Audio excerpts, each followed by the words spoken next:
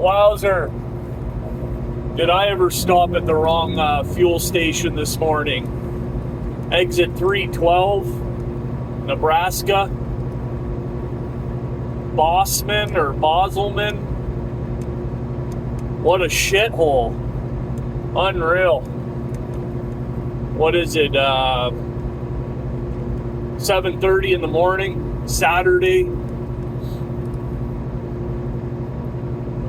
I guess it's like one of these places where the pilot, bought them out. So, like, not everything is pilot, including the coffee, which was like mud. Oh, man. And it's all construction around there right now. Everybody's parked on top of each other. The place is huge. Big truck stop. But Phil, one of these, classic like TA, filthy. Nobody gives a shit. I mean, bless their heart, right? But I don't know. Like, when you talk about old school versus new school trucking, that's one of the things I don't miss about back in the day, and how filthy the truck stops were. I mean, you can always run across like the odd pilot or loves that's like grimy and filthy, but generally speaking, the standards are like leaps and bounds above what they used to be. You couldn't go into a shower back in the day without like seeing the person before you's, stuff, right? Mold, mildew, soap scum, just grossness, right? I don't miss that about trucking. I don't miss that part about the old school trucking. What else don't I miss about old school?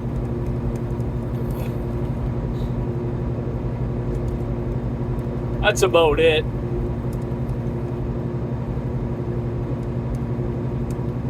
So on my way to Fremont, California, I was there about 8 weeks ago, got caught in that big winter blizzard that moved through there, shut down the 80 between Sacramento and Reno. I ended up reloading up in Redding, just outside of Redding, in a little town called Bernie, out of a mine. Got caught coming down the mountain from Bernie into Reno. Had to put the tire chains on. I was in about 3 feet of snow. The drifts were about 6 feet, 7 feet high. I don't know. I didn't get out and measure. Considerably more snow. Obviously, they were plowing, but couldn't keep up. Brutal. I said to myself, I'll never come back here. And here I am, 8 weeks later, going back. I think I still have a little PTSD from that. The guy behind me, so right now I'm bringing another tool up to Tesla in Fremont. I've got the Cavity, which is about 7,000 pounds less. It's like 41,000. The guy who's got the core of it, he's got about 48,000. Last time I went up, it was two of us, same scenario, core on one trailer, Cavity on the other. He was 6 hours behind me, and he ended up stranded there for 10 days. 10 days he sat waiting for this storm to move out. 8 or 10 days, something. I think it was 10 days. It was a week, over a week. Just sitting so he could go up to Bernie and reload. He couldn't get up the mountain.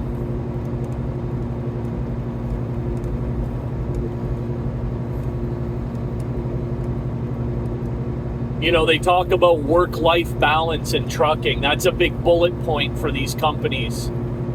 Work-life balance, that's what we offer. That's what every truck driver seems to want anymore, is work-life balance. I want to be paid well. I want to drive brand new equipment. I want a specific routing, specific lanes. I want work-life balance. So basically what you want is a 9-to-5 trucking job. Right? And these companies, they'll sell you the dream. Oh yeah. You over here at XYZ Express, you can have it all.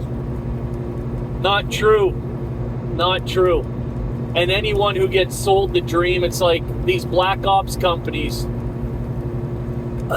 selling the dream to the guy who credit is in the toilet, CDL is on the verge, it's in the toilet, right? Speeding tickets, accidents, clearing house, failed drug tests. Drivers got absolutely nothing to offer. Zero. Knock, knock. I said it on the last video. Go knock on these doors. I'm here. I need a job. Okay, we'll give you a job. 3 weeks later, I don't like this job. Well, no shit. No shit, you don't like that kind of job. Look at the predicament you're in. I don't know why my lease payment is so high. I work all week long and I've got no check left. No shit. You put zero down on a truck. Your credit is like 500. Where's the reality? When does the reality start to sit in for these people? You actually think you can just go and make all kinds of these poor decisions, poor choices, put yourself in a compromised predicament, and then still have the best of the best and the greatest job? And come on, man, seriously? Anyone who goes and works for a company like Super Ego or Western Express or I don't know. I've never worked for a company like that, right? A second chance company, a third chance company. I've never worked, never been in the position to have to go and knock on their door and say, "Can I please have a job? Pretty please, sugar on top." I'll be damned. Never. You'd never catch me doing that. Oh, you know what? This job has enough of, sacrifices on a good day. Go and work for one of those companies, I'd be miserable. Absolutely miserable. What good am I to myself? What good am I to the people that are in my life when I'm in that kind of headspace, right? I absolutely refuse to. Now, getting back to this work-life balance thing, they're selling these, especially these new drivers, the dream,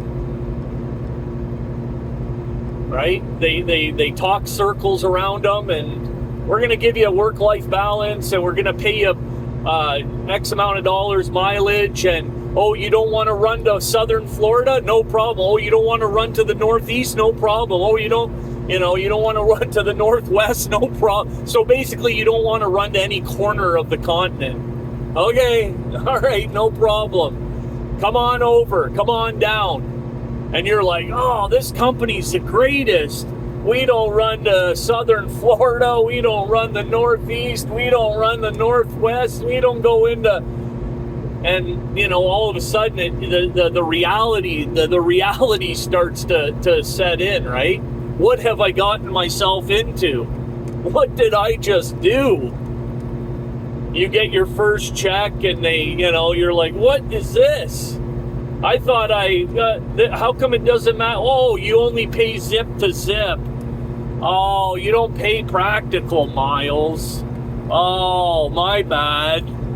You know, what you don't know what you don't know. If you don't know what questions to ask, how are you going to get the answers? But on the other hand, you've got the office people, and imagine, you know, I try to put myself in other people's shoes, right? So imagine you're in the office and you're dealing with a new driver, or let's say like a driver, a third chance driver, second, third, fourth chance driver that's just basically eroded the entirety of his professional commercial driving career, completely disintegrated it. So your company hires him, and now you got to deal with the guy who is out here, could care less about his impact on anyone else on the road or his impact on your customers. Or you're dealing with a new driver to the extent where they don't know the difference between north, south, east, or west. They can't park in a truck stop because they can't back their truck. You're dealing with all of these equations, yet you still have a job to do.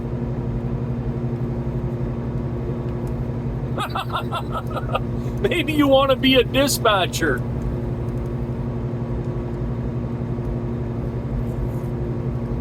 It's laughable. It really is. The amount of nonsense, the amount of garbage, you know. Half of these drivers out here couldn't give two squirts of piss whether, you know, they're late to their deliveries, whether they're picking up on time, you know, how much money they're costing the company, you know, what they hit, what they back it. I mean, I see it all day, every day. All day, every day. As a matter of fact, where I stayed last night, I didn't stay at Boselman or whatever, 312, the one I was talking about at the beginning of the video. I stayed, anyways, I crossed into Nebraska, and I literally had like 7 minutes left on my drive. So I stayed at this place, AM PM, another shithole. I don't know what it is with Nebraska, but just a complete disgusting mess, all right? Well, by like 4:30 in the afternoon, I had started at 3 a.m. By like 4:30 in the afternoon, there was literally little to no parking left at this place. So, and what it was I could see a lot of trucks are parked there for the weekend, right? A lot of drop trailers. Yep, that's the kind of place it was. So I'm looking for parking. I end up finding one, and I'll be honest, you know, I've got a 10-1 spread on this trailer, right? On this the flatbed kit that I pull, my dedicated trailer. It's a 10-1 split, and I had to close the axles up just to get into this spot, because I have 40, almost 42,000 with the parts and the other armature that went with it, and I'm trying to squeeze the ass into this parking spot, and it just didn't want to turn. And anyone who knows about these splits, right? I mean, you can call me even foolish for trying. I didn't torque it to the point where, you know, you see some guys trying to torque a split axle. It's like, God, I wouldn't want to be those axles. But anyways, I just tried, right? I thought, get worth a shot, but no, I had to close them up, and I was able to get in there. You know, fast forward to, I'm getting up this morning, it's about 5 o'clock in the morning, and there's a spot open next to me, again, very, very tight, and guys trying to get in there. There's a box truck parked for the weekend. So there's me, empty spot, box truck, right? And I'm looking out I got my curtain, you know, I'm looking to make sure he's not going to hit me, right? I'm looking, and I'm thinking, boy, he's pretty far. I know this spot's very tight. It looks like it's because his trailer was so far from mine. I'm like, boy, it looks like he's creeping up on that box truck pretty good. All of a sudden, boom, I hear it, Boom. I get on the CB. I said, I heard that from in here. So I didn't get. Listen, I'm not the cops, right? I'm not the truck stop police. It's up to you to do the right thing. Sure as shit, he got back in his truck. Boom, out of there. Come to think of it, parked at the rest area in Michigan 2 days ago. I'm parked on the end aisle. I know all about parking on the end, but it was in the rest areas, they have the one bigger spot.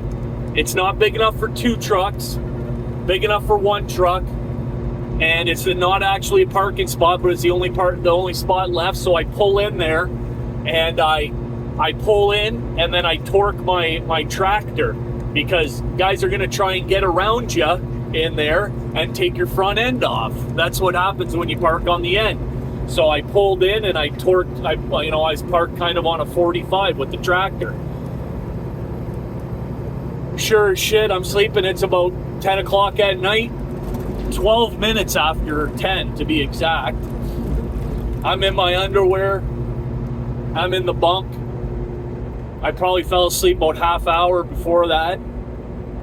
All of a sudden, I feel the truck move and I hear clunk, clunk. I jump up. I look over. It's Sala, S-A-L-A trucking. They pull the small doubles, the 34-foot doubles. Sala with the red day cabs. Yep. Hits the corner of my trailer. Why are you even trying to get around that area? You didn't have to go there. You could have went straight through. Just like if you were going to pull into park. Anyways, another bonehead move. Unbelievable. So I start getting dressed. I look out the thing. I see his 4-ways on. I see he stopped. I'm getting dressed. It's raining outside. I'm grabbing my raincoat, go to step out the door, boom, he leaves. Sala Trucking at the Saugatuck rest area in Michigan on 196. Yeah. So, at that point now I've got damage. There's a little hole in the fiberglass. Tore my light off the corner of the trailer. Obviously it's all scuffed. Could have been a lot worse. It's not preventing me from going down the road. But nevertheless, hundreds of dollars worth of damage, right? Care less, don't want to be held accountable. Just out here running amok. I don't know how to drive. The only way I know how to drive is in a straight line. Don't ask me to negotiate any turns. Don't ask me to back up. Don't ask me to do anything other than go up and down a straight interstate.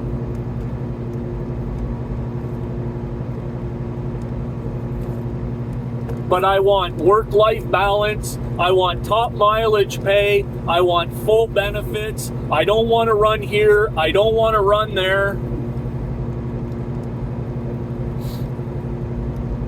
Come on, man. Come on. And again, right? All you'll hear is, you'll hear these people, the same people, make videos about how the company screwed them over and how they didn't get paid and how this and how that. But you won't hear, well, I hit this and I damaged their equipment, so I had to pay for that.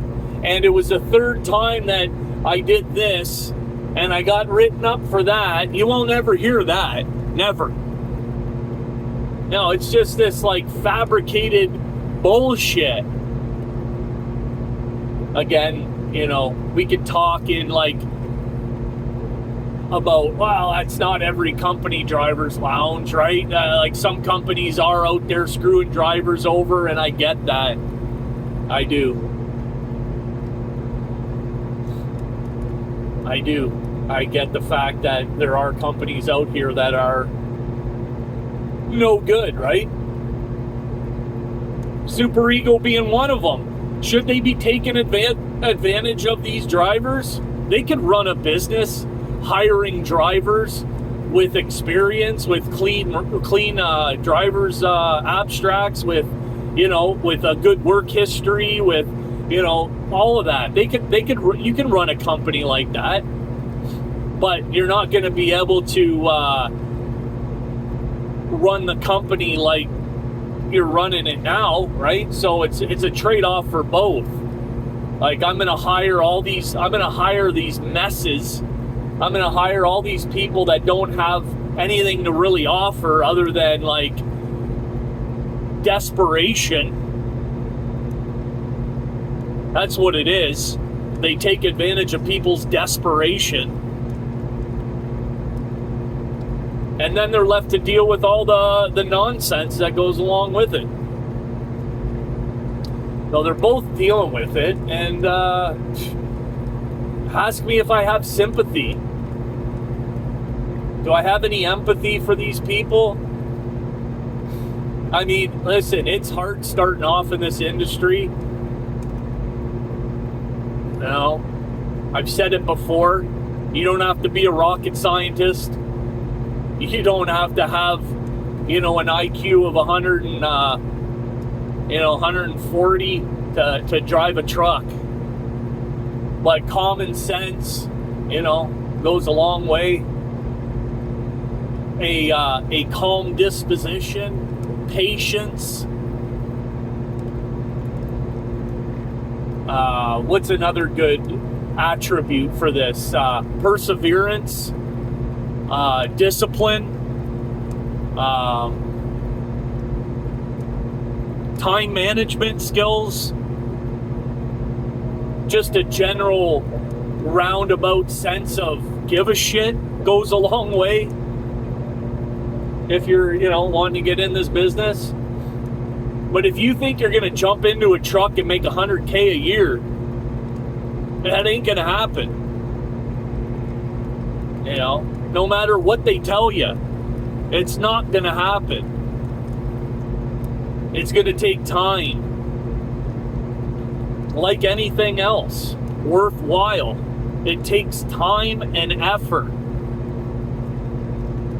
Right? Anything worthwhile is going to be difficult. That's why, these people live in certain lifestyles. Comes and goes. It never lasts. It ain't worthwhile.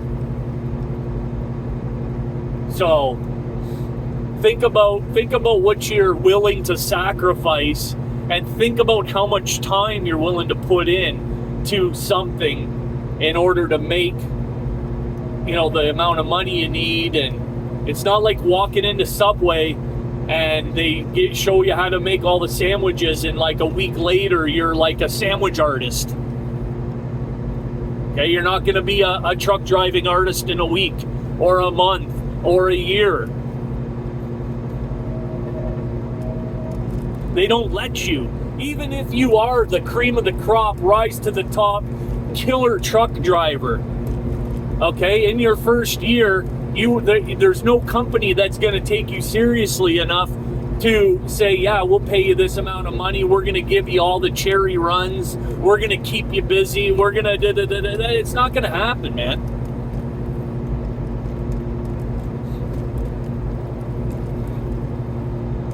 It's like anything else. You got to climb a ladder, right?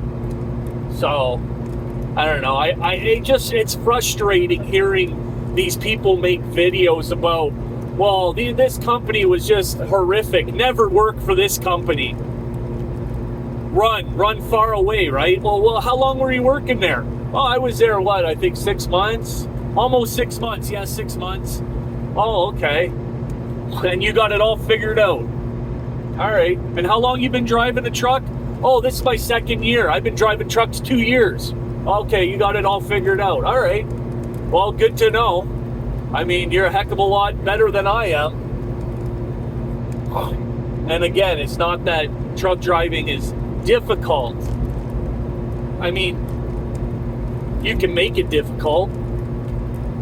Negotiating an 80,000 pound tractor, 80,000 pound, 75 feet of tractor trailer within city limits is difficult. Yeah, sure, it's difficult. Anyways, guys,